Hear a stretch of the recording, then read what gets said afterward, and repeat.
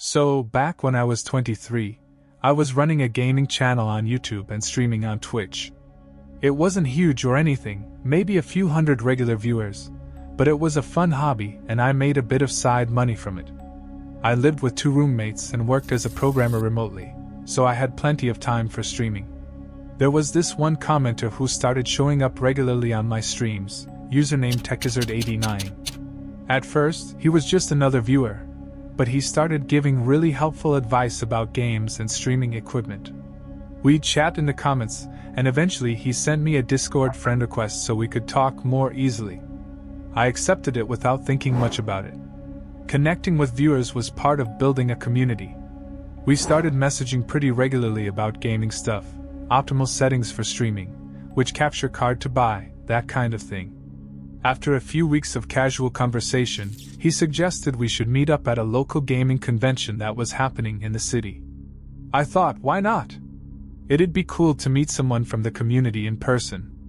I told him I'd be at the convention, and we could meet near the main stage area around noon. That's when things started getting weird. He replied, "I know that area. It's near that coffee shop where you get your lattes in the morning, right?" I stopped typing and reread his message. I never mentioned that coffee shop in any stream or social post. I never talked about my morning routine online. I asked him how he knew about it, trying to keep my tone casual. He said he'd seen a photo I posted on Instagram with a geolocation tag, but when I checked my Instagram, I'd never used location tags on any of my posts. I was always careful about that because of privacy. I told him he must be mistaken, and he just changed the subject back to the convention. That interaction stuck with me. I started going back through all our Discord messages, reading them more carefully. That's when I noticed other things he'd mentioned in passing that I definitely hadn't shared publicly. He'd mentioned the name of my street once when talking about traffic patterns.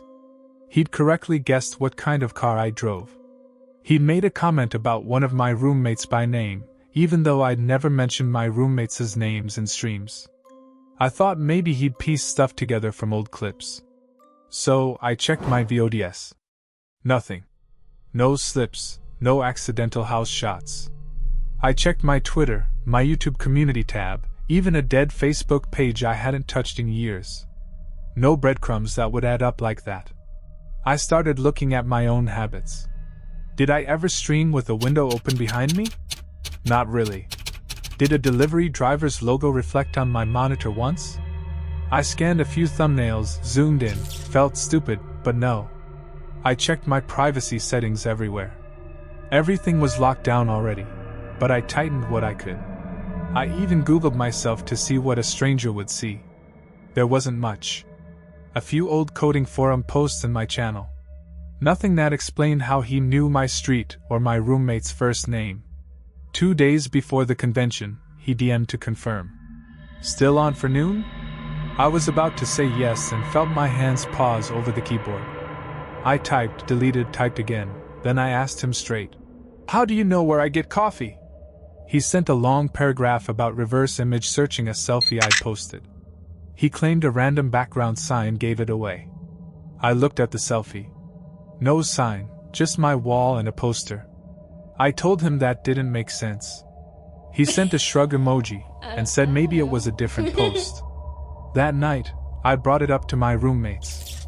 One of them joked I had a superfan. The other said it sounded off and told me to trust my gut.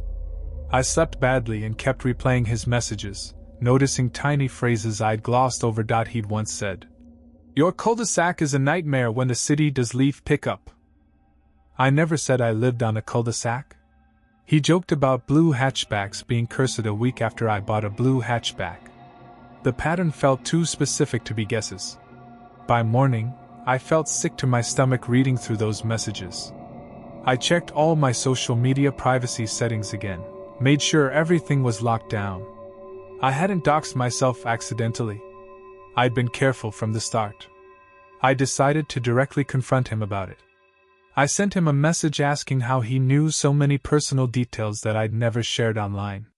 He got defensive immediately, saying I was being paranoid and that all this information was public if you looked hard enough. But it wasn't public. I knew it wasn't. I kept it simple. I told him I didn't feel comfortable meeting up anymore and that I was going to step back from our conversations. He didn't take it well. He sent me a long message about how I was overreacting, how we were friends, how he'd been nothing but helpful. Then he said something that really creeped me out. I thought we understood each other. I've been paying attention to you because I think we could be real friends, not just online. The phrase paying attention to you made my blood run cold. I blocked him immediately on Discord, Twitch, YouTube, everywhere I could think of. I thought that would be the end of it, but I was wrong. About a month later, messages from new accounts started popping up. Twitch chat, YouTube, Instagram DMs, same lines. Why did you block me? I just wanted to be friends. You think you're better than everyone else. Throwaway usernames with numbers, but it read like one person. Same cadence, same weird references to old talks. I blocked each one. They kept coming. After a few weeks, the tone flipped to angry. We could have been friends, but you ruined it. You're going to regret treating me like this. I reported the harassment to Twitch and YouTube. Some accounts got banned, others replaced them within hours. One Tuesday, I left a client's office and headed to the bus stop around 7. It was dark. While I checked my phone, a Discord ping came from yet another burner. You should be careful when you walk home in the dark. I stood under a street light with a few people waiting. My hands shook. Someone was watching me right then. I scanned faces. Nothing obvious. Phones out, heads down. I wasn't going to pretend it was fine. I stepped closer to the light so the camera caught me. Opened the rideshare app and called an Uber instead of waiting. While it counted down, I checked the shelter glass for reflections and kept turning like I was stretching my neck. The car pulled up. I got in fast. The driver asked for my address. Police station, I said. He looked at me, saw I meant it, and drove. I watched the mirror the entire ride. No one followed that I could tell, which didn't make me feel better. At the station, I laid it all out. Screenshots, links, dates, the real-time message at the bus stop. A detective listened, took notes, and was honest. Cases like this are tough. VPNs, disposable emails, fresh accounts, sometimes different devices. Tracing anything takes warrants and time, and it can dead end anyway. He filed a report, logged the threats, gave me a case number. He walked me through basics I hadn't finished. Freeze data broker profiles, lock down domain info, use app-based two-factor everywhere, remove old clips that reveal timing or nearby landmarks, make sure roommates don't tag me. If I felt followed, call 911 and err on the side of caution. He didn't promise a result, which I preferred to a script. I went home and did the only part one controlled. I changed every password and moved accounts into a manager with new emails. I turned on two-factor for everything. I deleted public socials tied to the channel. I scrubbed VODs and unlisted anything that hinted at routines. I told my mods I needed a break. I stopped streaming and went dark. 4 months early on. Messages still slipped through. Random friend requests. A WhatsApp ping from an unknown number. But I didn't respond to anything. I didn't start. Then they slowed. Then they stopped. Weeks of nothing. Maybe he got bored. Maybe cutting off access killed the reward. Either way, I decided I'd only return with a clean slate. When I came back, it was a new handle, new art, no face cam, no city mentions, no schedule posts, and strict privacy from day one. Sometimes I replay that convention invite and the bus stop message and think about how close I came to making it easy for him. I'm not fearless now. I'm careful.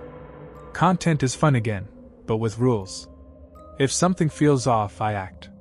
Block, document, leave. Safety first, audience second. Every single time.